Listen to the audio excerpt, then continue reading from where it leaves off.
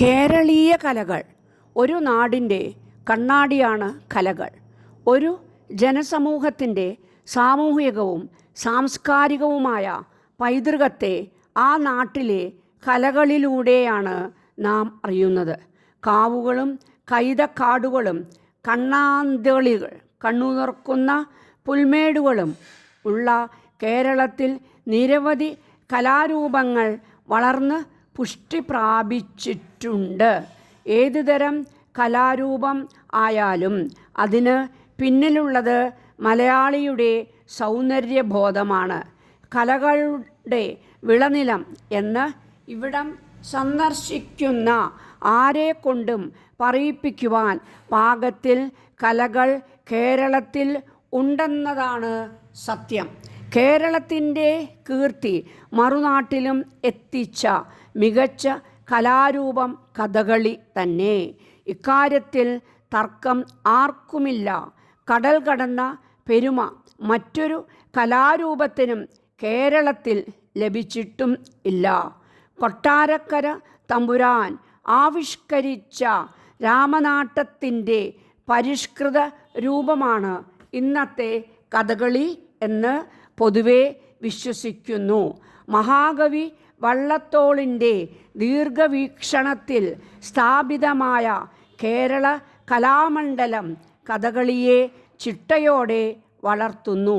കഥകളിയുടെ സാഹിത്യ രൂപത്തിന് ആട്ടക്കഥ എന്ന് പറയുന്നു. നൃത്യനാട്യങ്ങളുടെ പൂർണ്ണതയാണ് കഥകളി. സംഗീതത്തിലും സാഹിത്യത്തിലും ഒരുപോലെ പ്രാധാന്യം കഥകളിയിൽ ഉണ്ട്. കഥകളിയിലെ വേഷങ്ങളെ പ്രധാനമായും 5ആയി തിരിച്ചിരിക്കുന്നു: പച്ച, കത്തി, കരി, താടി, മിനുക്ക് എന്നിങ്ങനെ ആണവ. ഗുണസമ്പൂർണരായ പാത്രങ്ങളെ അവതരിപ്പിക്കുന്നത് പച്ചവേഷത്തിൽ ആണ്. രാക്ഷസന്മാർ, അസുരന്മാർ എന്നിവർക്ക് കത്തിവേഷം. തമോ ഗുണം അധികമുള്ള കഥാപാത്രങ്ങൾക്കാണ് കരിവേഷം. അതിക്രൂരന്മാരായ രാക്ഷസന്മാർക്കും മറ്റും ചുവന്ന താടിവേഷം. വെള്ളത്താടി സാത്വികരായ കഥാപാത്രങ്ങൾക്ക് ആണ്. സ്ത്രീകൾക്കാണ് മിനുക്ക്. കഥകളിയിലെ സംഗീതം ഒരു പ്രത്യേക രീതിയിലുള്ളതാണ്. സോപാന സംഗീതം എന്നാണ് അതിന് പറയുന്നത്. കേളികൊട്ട്, കേളിക്കൈ, തോടയം, പുറപ്പാട്, മേളപ്പദം എന്നിവയാണ് കഥകളി ചടങ്ങുകൾ. വളരെ സമയം ചെലവാക്കി നിഷ്ഠയോടെ പഠനം നിർവഹിക്കുന്ന ഒരാൾക്ക് മാത്രമേ കഥകളി വശമാവൂ. മലയാളത്തിൻ്റെ ജനകീയ കല ഏതെന്ന് ചോദ്യത്തിന് ഒരു ഉത്തരം മാത്രം. അത് തുള്ളൽ തന്നെ. കുഞ്ചൻ നമ്പ്യാരാണ് തുള്ളൽ എന്ന കലയുടെ പ്രണേതാവ്. ഐതിഹ്യം ഇങ്ങനെ ഉദ്ഘോഷിക്കുന്നു: ചാക്യാരോട് പിണങ്ങി അമ്പലപ്പുഴ ദേവനാരായണ സ്വാമി ക്ഷേത്രത്തിൻ്റെ തിരുമുറ്റത്ത് ഒരു ദിനം കൊണ്ട് കല്യാണ സൗഗന്ധികം തുള്ളൽ എഴുതി ഉണ്ടാക്കി അവതരിപ്പിച്ചു അത്രേ. ഇത് കേവലം ഐതിഹ്യം.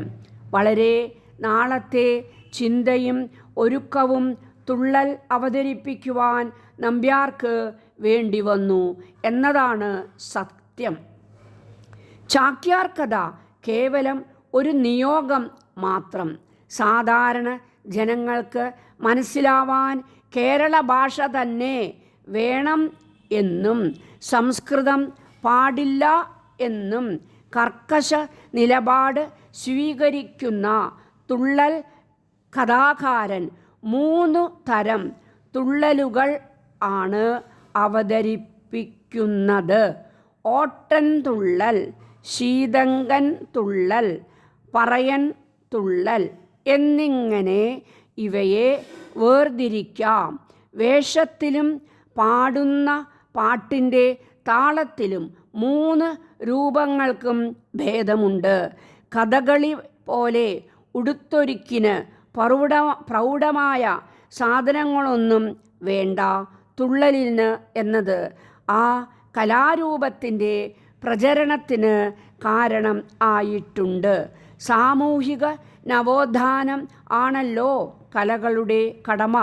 രസാസ്വാദനം കലകളുടെ മനോഭാവത്തെ പൂർണ്ണം ആക്കുമ്പോൾ സാമൂഹികമായ പുരോഗതി അവയുടെ ക്രിയാംശത്തെ നവീകരിക്കുന്നു. തുള്ളൽ അത്തരം ശ്രദ്ധേയ കലാരൂപം തന്നെ ആണ്. മലയാളിയുടെ തനത് നൃത്തരൂപം തന്നെയാണ് മോഹിനിയാട്ടം.